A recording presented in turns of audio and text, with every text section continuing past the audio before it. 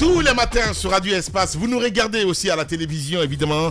On part à Forêt-Caria, regardez ces images. Mesdames et messieurs, si vous nous regardez à la télévision, évidemment, hier, ce week-end, hein, mon cher Diba, Doumbouya était donc du côté de Forêt-Caria, c'est bien cela, hein? Oui, tout à voilà. fait. Nous avons eu cette information, il était du côté de Forêt-Caria. Et à l'occasion même ce discours sur ce projet Simandou, ce projet phare, on parle de gisement de fer avec un investissement de 15 milliards de dollars. Et voilà, donc ça veut dire que d'abord c'est un projet aujourd'hui qui polarise toutes les attentions. Parce que Forêt-Caria, pourquoi? Parce que le chemin de fer qui va être réalisé va partir de Beila, c'est 670 km. Ah, quand même, hein? Justement, en passant, et le port sec va être réalisé ici. Et ce déplacement, je pense qu'on est en train d'aller vers la finalisation des choses parce que, oui, en eau profonde, le port en eau profonde. Et donc, on est en train d'aller vers la finalisation des choses. Il a fait un discours dans lequel, d'abord, il est revenu sur l'importance de ce gisement de fer, mais aussi il a mentionné une chose pour dire, il a toujours dit que les ressources du sol et du sous-sol appartiennent aux fils de ce pays, et donc par conséquent les Guinéens devraient bénéficier de ces retombées-là, sans oublier qu'il alerte aussi à la fin de son discours pour dire qu'attention, nous avons signé des conventions, nous avons des engagements, il y a eu la co-entreprise CTG qui va être instituée, qui va être composé de Baou qui va rentrer dans les actions, également Rio Tinto, mais aussi Simandou et Winning, le consortium Simandou, et également l'État guinéen qui a finalement 15% sur le fer. Parce que, rappelez que dans la convention de base, la Guinée n'avait que les 15% sur les mines, et avec l'arrivée de Doumbouya au pouvoir, il y a eu l'accord cadre qui est venu rectifier un peu ce qu'on appelait l'injustice faite à la Guinée, notamment les 15% finalement qu'on va avoir au niveau du chemin de fer, en plus des 15% sur les mines. Il y a aussi également le fait qu'il fallait attendre à la fin de la convention qui est de 35 ans pour qu'on rentre en possession du chemin de fer. Avec l'accord cadre finalement, dès après la réalisation du chemin de fer, la Guinée va commencer à l'utiliser. Donc le chemin de fer était attribué qu'aux opérations de mines, mais avec l'accord cadre, c'est multiservices et multi-utilisateurs. Ça veut dire que ceux qui veulent, disons, transporter les marchandises, les récoltes et tout, dans les zones de production, peuvent aussi utiliser le chemin de fer. Quel est le transport de marchandises? De marchandises. Même le minerai, les marchandises, donc avec l'accord cadre qui est venu rectifier cela, parce que dans la convention de base, c'était seulement les mines qu'on allait, disons, drainer, mais avec l'accord cadre, ça permet à la Guinée, en plus des mines, de pouvoir, disons, transporter les marchandises. Ce qui pourra peut-être aider aussi en route, hein, il faut le rappeler. Justement, c'est pourquoi je parle un peu de ces zones de production qui sont enclavées. Ça peut être une solution. Maintenant, l'autre aspect aussi, en plus des 15% non diluables que la Guinée va avoir sur le chemin de fer, disons, le fait qu'on va rentrer en possession dès après la réalisation, mais aussi le fait qu'on rend un peu ce chemin de fer multiservice, c'est des avantages qu'on a pu tirer de cet accord cadre. Moi, à un moment donné, je me disais, mais comment on est arrivé quand même à faire plier, disons, reculer des mastodontes aussi sur le plan international dans le fer. Tout dépend de la négociation. De la négociation. Ça, ce courage politique-là de nos autorités, il faut le saluer. Maintenant, il y a des inquiétudes parce que au départ, c'était Rio Tinto et Simandou, Winning Consortium Simandou, mais Baou qui rentre maintenant dans l'action, ça veut dire forcément on va revoir un peu les actions de chacun. Les clauses, parce que c'est ce qui a mené. Aujourd'hui, on a signé le pacte actionnaire. C'est ce pacte actionnaire qui va définir un peu les pourcentages de chacun, comment on rentre dans les actions, comment on va y sortir, si le jour on va décider de partir, et comment la nomination de celui qui va gérer l'entité commune va se faire. Donc c'est dans le pacte actionnaire, tout a été défini. Maintenant, ce qui reste aujourd'hui, c'est de lancer les activités. Mais j'ai échangé avec un expert qui me disait avant-hier, oui, on peut aller maintenant vers l'exploitation, mais sauf que pour les Chinois, il faut attendre d'abord que l'État chinois avalise le financement. Parce que n'oubliez pas que les grosses sociétés chinoises... Est-ce qu'on peut dire qu'on est allé trop vite en besogne? Non, je pose des questions, mon cher Roby. Je ne pense pas, je ne dirais pas qu'on est allé trop vite en besogne, mais il y a des facteurs quand même externes qu'il ne faut pas oublier. Parce que tout projet, après le montage financier, dans la réalisation, il y a les facteurs externes. Ça peut être politique, ça peut être économique, écologique et autres. Mais politique, parce qu'on est dans une transition. Maintenant, est-ce que certaines entités aujourd'hui sont prêtes à s'engager avec la bonne volonté, avec une transition, la question là, il faut se poser. Mais je pense qu'on est en train de dépasser ce niveau parce qu'aujourd'hui, ils ont tous la volonté quand même d'aller rapidement. Et la question financière, maintenant, moi, c'est là mon inquiétude. 15 milliards de dollars. Pourquoi Baou est rentré? C'est parce que beaucoup, ils se susurraient que Baou a plus de moyens. Et donc, sa venue va fluidifier les choses, va accélérer les choses. Et donc, lui, aujourd'hui, on attend que le gouvernement chinois, parce que c'est tout récemment, Xi Jinping a rempilé. Donc, il fallait attendre d'abord ces élections et tout, entre guillemets. Donc, il faut attendre qu'ils avalisent, qu'ils étudient le dossier et qu'ils disent oui, on peut maintenant mettre la main à la poche, commencer à financer. Parce que jusque-là, c'est Rio Tinto qui est en train de financer les études sur le terrain et tout. Donc, on attend maintenant que les autres aussi commencent à s'impliquer. Ce qui est important à dire ce matin, c'est que le projet est sur la bonne voie. Et je pense que la Guinée, en tout cas, ce qui est sur le papier, la Guinée sort quand même victorieuse. On verra bien, voilà. Ça. Voilà, c'est ce qu'on dit. Voilà. Maintenant, sur l'actionnariat, je finis rapidement. Avant l'arrivée de Baou, Rio Tinto avait 42,5%. Le consortium Simandou aussi avec 42,5%. La Guinée gagnait les 15% sur le chemin de fer. Maintenant, avec l'arrivée de l'autre, aujourd'hui, je me pose la question, puisque Baou va être l'actionnaire majoritaire maintenant. Bien. C'est forcément moins de part et d'autre. Voilà, justement. De part et d'autre, parce qu'il y a déjà les 15% sur la co-entreprise, mais aussi 15% sur les mines. Sur les mines. Donc, ça ne te fait pas les 42. Parce qu'il faut vulgariser quand même l'information, c'est très important. En dessous. Maintenant, aujourd'hui, avec l'arrivée de l'autre, on va retoucher les actions, mais j'apprends que l'autre, celui qui vient d'arriver, il est puissant. Il va être l'actionnaire majoritaire. Et n'oubliez pas, il est surtout actionnaire majoritaire. Le plus spécialisé sur spécialisé, ces justement. Oui, justement, Baou va être l'actionnaire majoritaire, certainement. Et ça se dit aujourd'hui. Mais cela ne dérange pas parce que quand même le pacte actionnaire a été signé. Donc ça veut dire qu'on a dépassé cette étape-là. Aujourd'hui, l'inquiétude, c'est de dire, est-ce que vous avez les moyens maintenant de commencer les travaux, parce qu'on a connu de par le passé, les gens sont venus, on a retardé expressement les choses. Et est-ce que ça va être le même scénario? Là, je ne pense pas. Je pense que Rio Tinto, quand même, avec les échanges qui filtrent aujourd'hui, eux, ils sont engagés à aller rapidement. Voilà, surtout aussi le renforcement des capacités, en tout cas en ce qui concerne le corridor minier. C'est très important. Allez-y. Pardon. Si vous ouvrez mon micro, on dit au début, quand Rio Tinto était le seul sur ce projet, on accusait Rio Tinto de vouloir monopoliser et de mettre en veille le projet Simandou parce que ça ne l'arrangeait pas du côté de Canberra, dans l'Australie, où là-bas aussi, ils font de l'extraction de minerais de fer. Mais ce qui est intéressant dans ce projet, le Graal pour la Guinée, c'est que la Guinée maintient ses 15% d'actions sur les deux parts. Et ces actions sont non contributives. Ce terme est très très intéressant, il faut revenir là-dessus. Ça veut dire que la Guinée ne met pas d'argent, mais a quand même des actions sur le projet. Les 15% des actions de la Guinée sont non dilutives. Non dilutives aussi, ça veut dire quoi? Ça veut dire qu'on ne peut pas le diminuer. Si on ne l'augmente pas, il n'y a aucune possibilité de diminuer les 15% de la Guinée dans ce projet. Donc pour moi, à ce niveau-là, c'est ce verrou-là qui fait que la Guinée gagne, bien évidemment, dans ce projet. On ne met pas de l'argent. Ce qu'on met comme action, c'est évidemment la terre, le mont, l'objet, et on a 15% des actions, c'est-à-dire qu'on ne met pas de fric, quoi. Normal, non, ben oui. Oui, absolument. Ça nous appartient. En d'autres termes, non. Dans d'autres situations, on a bien vu qu'on mettait la terre, mais la Guinée contribuait aussi en termes de fonds pour que le projet soit réalisé. Tout dépend de la négociation, mon cher ami. C'est la tête, mon cher. Mais justement, c'est pour vous dire que cette fois-ci, on a vraiment le Graal, quoi. Et nos actions sont verrouillées à tel point que Baou soit actionnaire majoritaire n'a pas la possibilité de bouter la Guinée de ce projet, ou que Rio Tinto ou que Winning soit le plus friqué dans ce projet. Les grandes gueules. On n'a pas la possibilité de nous jeter dehors dans ce projet. Nos 15% sont sécurisés. On n'apporte rien, on a 15% et on donne la terre.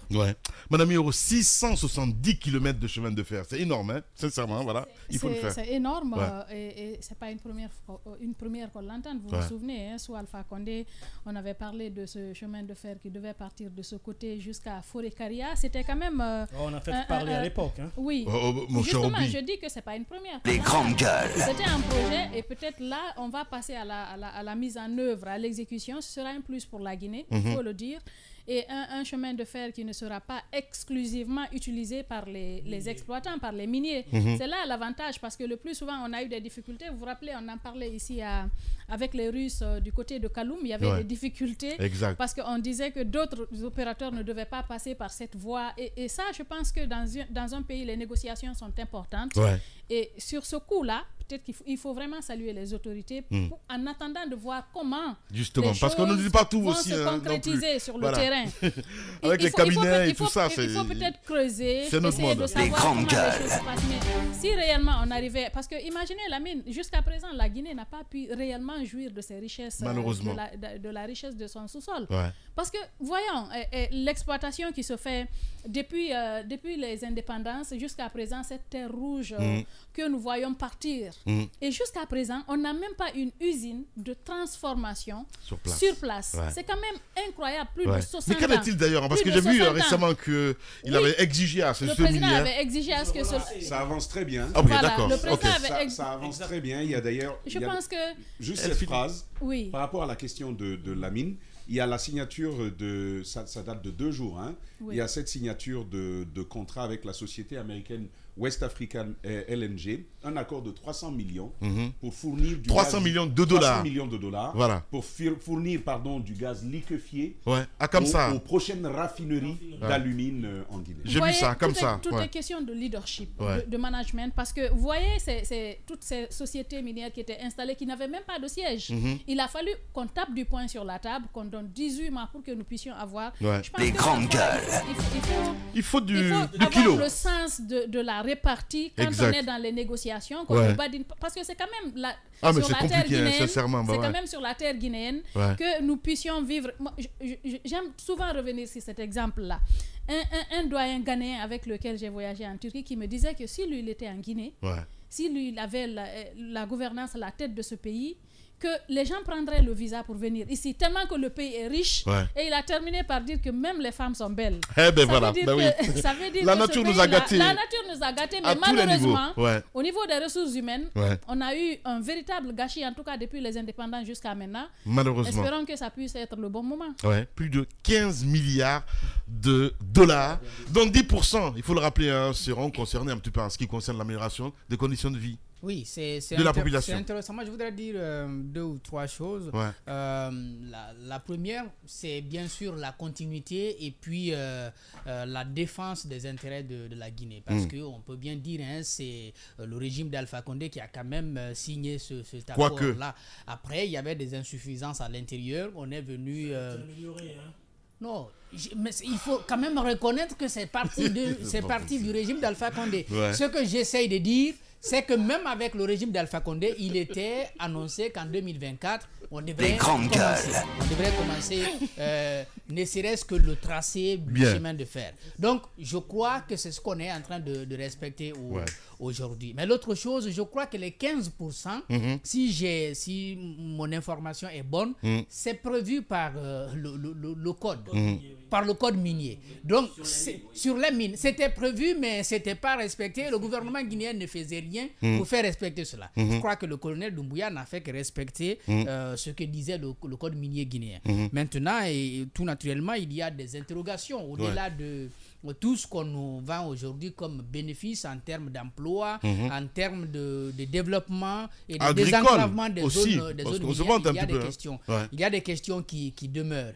La première, par exemple, c'est sur les compensations. J'apprends que du côté de Beila, par exemple, qu'il y a des villages qui vont être déplacés. Est-ce que cette étude est déjà réalisée, que ça va se passer comme ça s'est passé du côté de, comment on appelle ça, du bassin de Kaleta et Souapiti, pour éviter que les gens soient dehors. Ça, c'est une question fondamentale. Il y a également la question de l'habitat des chimpanzés. C'est aussi une réalité qu'il faut prendre en compte. Est-ce que toutes les études sont déjà menées pour sur ces questions, les études sont beaucoup avancées. Les études avancées, d'accord, mais bouclées, je crois, ça aurait été mieux.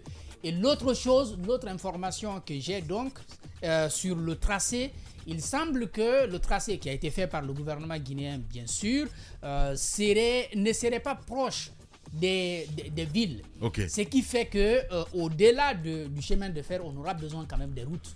En même temps, parce que vous allez avoir un chemin de fer, les gens ne vont pas quitter de Beïla jusqu'à Forêt-Caria sans descendre par exemple à Mamou, à Kindia, à Farana. Mais s'ils descendent à un endroit où ils doivent faire des kilomètres pour rejoindre... C'est pour les marchandises, en fait, le transport de marchandises, c'est ce que Guiba disait tout à l'heure. Pas que des marchandises. Mais aussi des personnes. Que des marchandises. D'accord, ok. Et même si c'est des marchandises, vous ne les prenez pas. Si. C'est pas un seul trajet. Il y a des escales. Si c'est des marchandises, parce qu'il y a un corridor, il y a un corridor. Il y a des escales. Il y a un corridor. Le projet va traverser. C'est comme quand vous prenez le chemin de fer qui passe en ville ici, si on vous dépose à Koza, alors que vous devez venir à Matoto, il faudrait bien qu'il y ait une route qui vous prenne du chemin de fer pour venir à Matoto. Je crois que c'est déjà ce qu'il faut développer. Merci beaucoup, mon cher Jacques Liwaleno, parce que l'autre avantage aussi, c'est au niveau de l'agriculture, mon cher Zach. Non, il n'y aura pas, à mon avis, c'est pas plus d'avantages en termes d'agriculture. D'accord. Parce qu'on va toucher à un des éléments qui constitue un des éléments de l'équilibre écologique planétaire. Je parle souvent de la forêt amazonienne et je parle du Simandou. Voici des éléments interconnectés. Notre planète est tellement, c'est pas bizarre, mais intéressante que lorsque vous allez détruire un élément ici en Guinée, c'est là-bas de l'autre côté que ça va se faire le plus ressentir. Moi, les mines, c'est beau, c'est très bien. Mais les mines, je pense que la Guinée aurait pu ne pas y toucher aujourd'hui. On aurait vraiment pu ne pas y toucher aujourd'hui, les mines. Regardez ce qui se passe à Bokeh. Quand c'est mal géré, c'est plus de malheur pour la Guinée, c'est plus de malheur pour les populations que de bonheur. Quand c'est mal géré. Alors, qu'est-ce qui nous garantit que cette fois sera la bonne et qu'on ne gérera pas la mine du Simandou? Parce qu'on parle quand même du gisement de fer à la meilleure qualité du monde. C'est la même chose que pour la bauxite en Guinée. Mais regardez ce que ça nous donne du côté Bokeh, c'est rien du tout. Il faut questionner la façon dont ça va être géré. Moi, c'est ça une première préoccupation. Mon cher ami. La mine, il y a tellement de questionnements à apporter sur le contenu local. Demain, on reviendra là-dessus. Sur le transfert des compétences et de la technologie. Voici autant de choses qu'il faut apporter en termes de questionnement. Et puis, on est en train de parler de cela. C'est maintenant qu'il faut penser le futur de cette région-là. Elle s'appelle la forêt. Mais avec ce projet, il n'y aura plus de forêt. Il faut être bien d'accord là-dessus. Il n'y en aura plus sur cet espace-là. Ça va affecter la pluviométrie. Ça va affecter le couvert végétal. Ça va affecter l'agriculture. On ne parlera plus de production agricole telle qu'on l'a aujourd'hui si rien n'est fait pour apporter un meilleur équilibre à ce niveau. Donc, on a des questions, Lamine. On pourrait encore revenir là-dessus demain. Quoique le ministère n'est pas encore prêt à en parler. Il faut avoir des éléments, mon cher ami. J'ai eu le ministre, justement, on en a parlé. Il n'est pas prêt à s'exprimer là-dessus. C'est malheureusement le seul bémol. Ça l'était embryonnaire. Voilà, Madame Yoro ne me dira pas le contraire. Allez. Merci beaucoup, mon cher Tamba. On nous signale, voilà. Mohamed Diané, donc présent enfin dans la salle d'audience du côté de la CRIEF. Voilà, c'est l'information principale qu'il faut retenir, mesdames et messieurs, avec nous dans cette émission Les Grandes Gueules sur Radio Espace Guinée. Dans un instant. Radio Espace, Les Grandes Gueules. Leur spécialité, c'est la démesure totale. Tant qu'ils ne changeront pas, nous ne changerons pas non plus. Les Grandes Gueules, à suivre tous les jours sur la radio d'opinion. Radio Espace. Le mur du jour, évidemment. Allez, très intéressant ce que dit Tamba, Lamine. Merci beaucoup, Falilou. Ben oui, Tamba. Il faut pas le dire ça parce qu'il dit, je sais que je suis comme ça. Voilà, quand tu le dis, c'est comme ça, il dit. Voilà. Hein? Oui, en fait, je suis un premier de la République. Sans répit. Allez, il est terrible ce garçon-là, je vous assure. S'il était une femme, ah mon Dieu. Ah ouais. Qu'il avait une coupe. C'est pas possible. Allez, madame, pardon. Pardon, madame. C'est un homme. Oui, c'est un homme. Ouais, Dieu l'a créé homme. C'est pas une femme. Je ne sais pas de quoi je parle en fait. Parce que il y a Philomène qui disait que si Tamba était une femme, sa co-épouse allait se suicider. Mais je vous assure. Allez-y. Allez-y.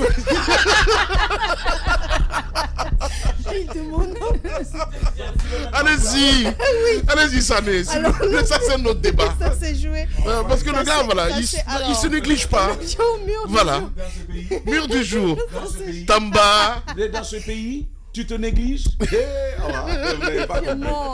Allez-y. Alors, ça s'est joué entre 4 personnes, notamment Tamba, Mamadou Sylla et Lamine, qui ont eu chacun un mur. Et le mur du jour, c'est Dame Hiro avec 6 murs. Eh ben, Madame Hiro. Oui. Eh ben, c'est bizarre, elle en a pris 6. Applaudissez pour moi. Ce que j'ai remarqué dans cette histoire de mur, c'est que nous, on en prend tout le temps. Mais les personnes qui les prennent rarement, quand ils les prennent, c'est un gros score. Hein. Ben oui. Combien de points? 6. 6. Voilà. Waouh. Merci beaucoup. Merci à Amadou Sow qui a réalisé cette émission. Demain, mesdames et messieurs, on va se retrouver avec les vrais gens. Merci à vous tous. À 15h, Kernoma Duba vous attend là avec toute son équipe. Les informés, ça s'appelle. Sinon, à 19h45 avec Aïssa Toussané. Si vous êtes sur Espace TV, à 18h, le grand direct de l'actualité avec la rédaction politique. Prenez soin de vous. On se retrouve demain. Au revoir.